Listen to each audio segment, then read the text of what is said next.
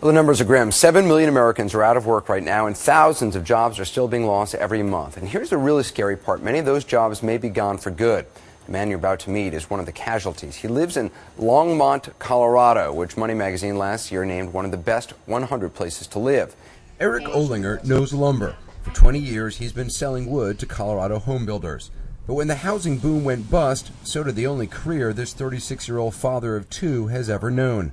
We were building at 30% above average. That's a lot of houses per year that we were putting up, and then all of a sudden it stopped.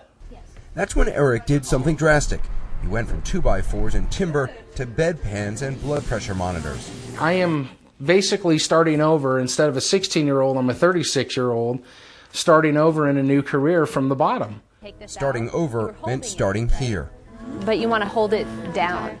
A 3-month course to become a certified nursing assistant at this local community college. Has it been tough moving from a job in lumber sales to a nurse's assistant? Yes, it has been. I feel that not knowing the future going into the nursing field, whether it would be something I could accomplish or something I wasn't going to like at all, was a little stressful. But do you like it? I do. I love it. Eric, we're going to bring in our panel on this in a moment, but I want to toss it over to Ali first. Ali? I think it's great how Eric says if you want to try something, just go ahead and try it. And I think, frankly, Anderson, his bet is correct about going into healthcare. We showed you what job growth in all sectors, according to Moody'sEconomy.com, will look like next year between 2009 and 2010.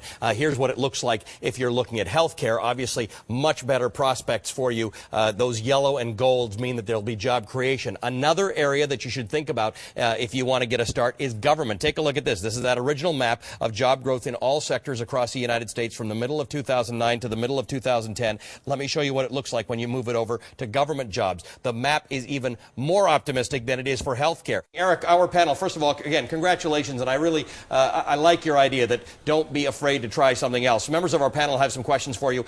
There's a family out there right now who has a husband or a wife and a child, and they might have lost their job. And they're saying, you know what, I don't have the time or the money or the patience. I can't change my career. I can't go back to community college.